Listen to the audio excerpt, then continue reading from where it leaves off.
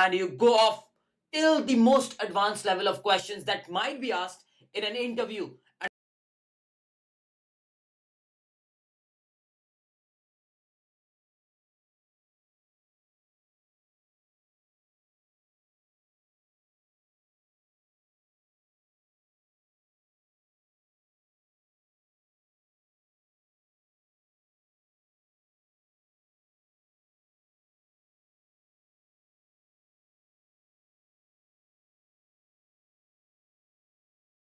And I promise today, I'm starting the dynamic programming series. And when you end the series, you will be like, yes, this is indeed the best. I know there are a lot of series that exist in the market which are very, very, very good.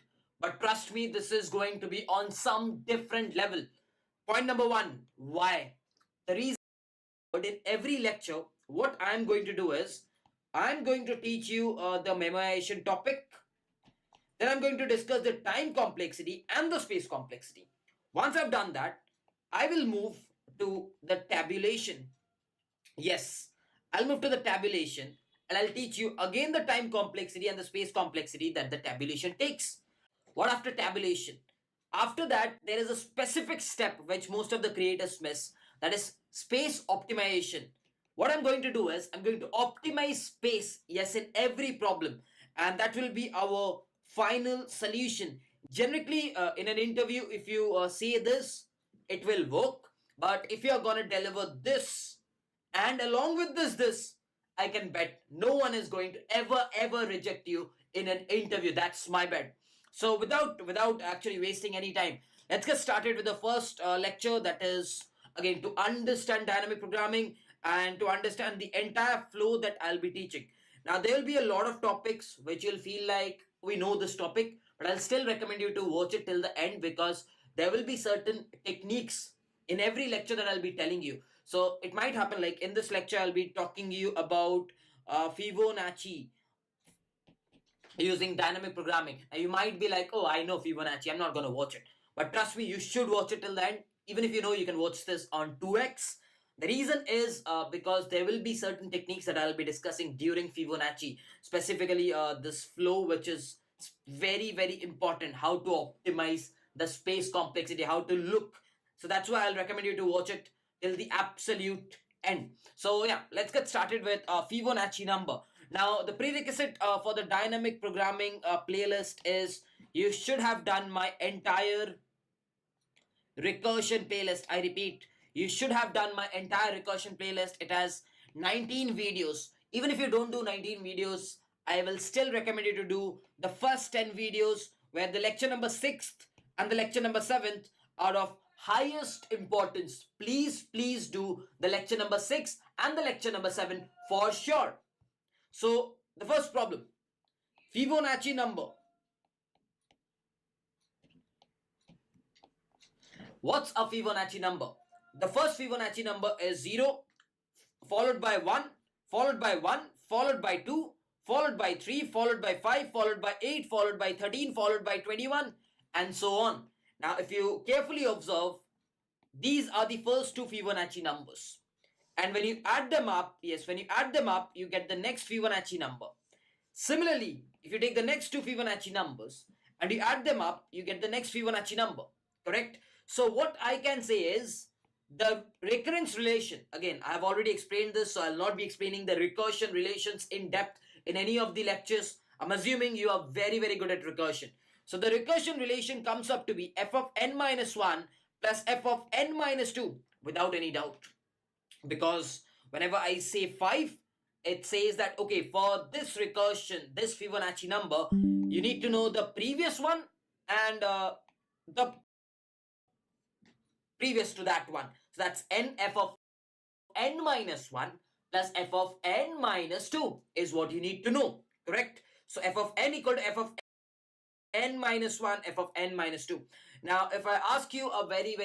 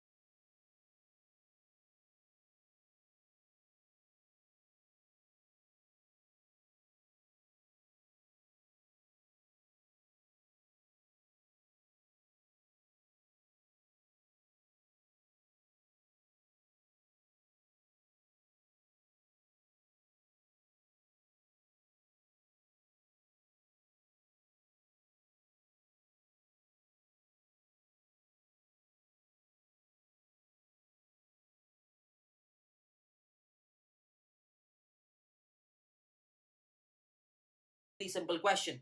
Give me the Fibonacci number 4. So assuming I'm doing 0 indexing Fibonacci number, this is the 0th, 1, 2, 3, 4. So this will be the 4th Fibonacci number, which is 3. So I ask you to give me the 4th Fibonacci. This is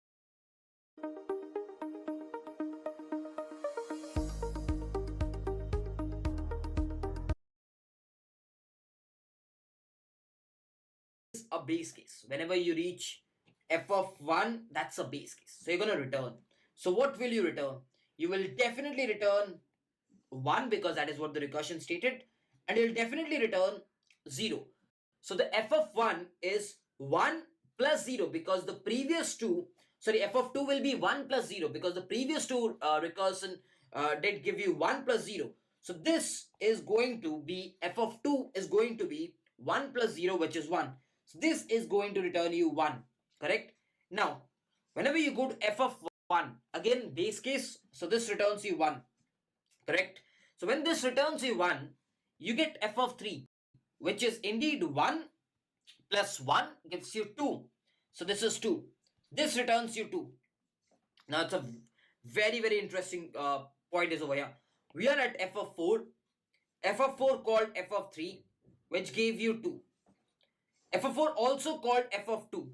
Now, ideally, recursion, what recursion would have done is, it would have gone and created f of 1, then it would have called f of 0, this would have returned 1, this would have returned 0, sum it up, and then it would have returned. So it's a lot of time waste, because is there a need to recompute f of 2? The answer to that is no. Why? Because we have seen f of 2 has been previously computed. Now when I say f of 2, what does that signify? F of 2 signifies second Fibonacci number. So if the second Fibonacci number is 1 over here, it's not going to change over here. The second f of 2 is going to be same. At any instance in the entire program, f of 2 is going to be same. And that is what we call as overlapping subproblems. We solved a problem f of 2 over here, and we again encounter that same problem over here. So that's what we call as overlapping subproblems. Remember this term. Whenever we end up solving same subproblems again, that's when we call it overlapping subproblems. Make sense? So it's a subproblem which has been solved. So will you again go and solve it? There's absolutely no use. There's absolutely no use to solve it. This is where something as memoization jumps in. This is where something as memoization jumps in. What is memoization? We tend to store the value of subproblems. We tend to store the value of subproblems in some map slash table. In some map slash table. Like over here, we are having f of 2. How many parameters are there? How many parameters are there? 1. So if there is one parameter, we can create in 1D array. We can create in 1D array. So I'll come across to that afterwards. How we will create in 1D array and all. We'll come up to that afterwards. But as of now, we don't need to recompute f of 2 because we know the value is 1. So we'll return 1. So f of 4 is 2 plus 1, 3. So we can return f of 4 as 3. Now over here we come to f of 3. Will you compute f of 3? Array, no. No, Baba, no. Why? Because f of 3 has been pre-computed. This f of 3, and is there a point? Is there a necessity? There is no necessity because this has already been computed. This subproblem has already been solved. So what we do is, we go across and see what's the value stored? 2. So let's return it. So we'll return that value. So over here we get 3. Over here we get 2. So the last and second last will get added up to get 5.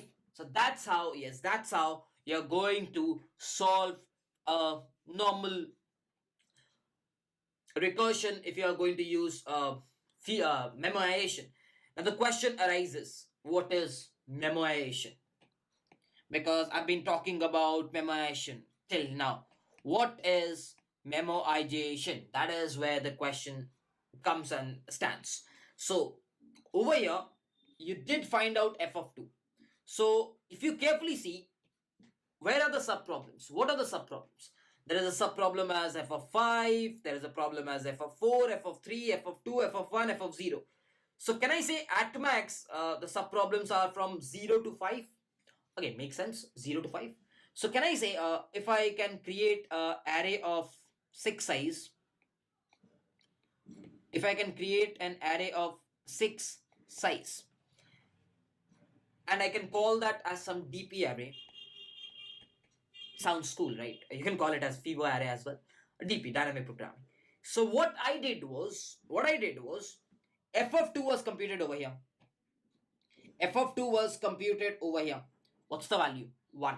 So I said DP of 2, can you please keep, like initially what I did was, see, initially you'll keep everyone as -1. Okay? Initially you take this 1 and you store it.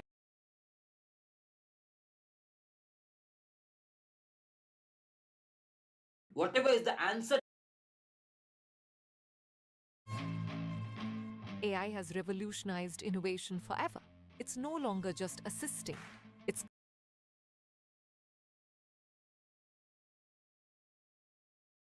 to this subproblem, I'll store it in DP.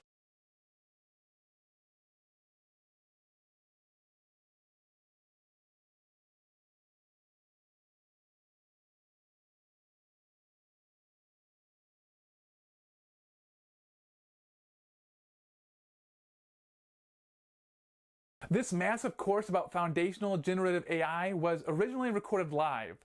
We've put it all together into this one video. This course offers insights into generative models and different frameworks, investigating the production of text and visual material produced by AI. The course is taught by 3 experienced instructors. Okay, I think we can start with the session. So, hello everyone, good afternoon to all. This is the very first session for the generative AI. From today onwards, we are going to how to do setup of the Pinecone database, and I will try to create a small bot also. And in the next class, I will show you how you can implement end-to-end chat.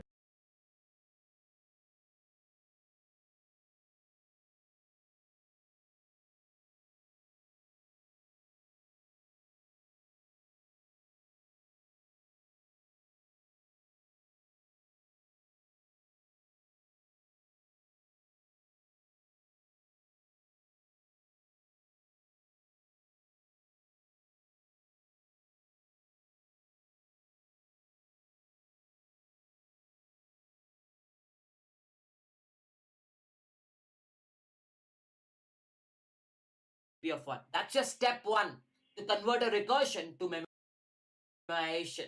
What's the step 2? The step 2 is there is a call made to f of 1, f of n. There is a call made to f of n. You can check base cases. After the base cases, you are calling again subproblems. You're calling subproblems over here, like you're calling subproblems to go and solve them. But over here, you'll not call subproblems. You will first check, is this subproblem being solved previously? So there is a check. If dp of n's value is not equal to -1, I'm saying, is it not equal to -1? Is it having some value stored? If it is having some value stored, I'll be like, why don't you return that value stored? This is step 2. So in order to convert a recursion to a dynamic programming, I implemented kind of 3 steps, where I can say the step 0 is declaring an array considering the size of the subproblems. Like over here there were n subproblems, thereby I declared an array of size n. Step 1, storing the answer which is being computed for every subproblem. Step 2, checking if the sub problem has been previously solved. If it is previously solved, then the value will not be -1. Thereby, I can easily return it. So if you follow these 3 steps, you can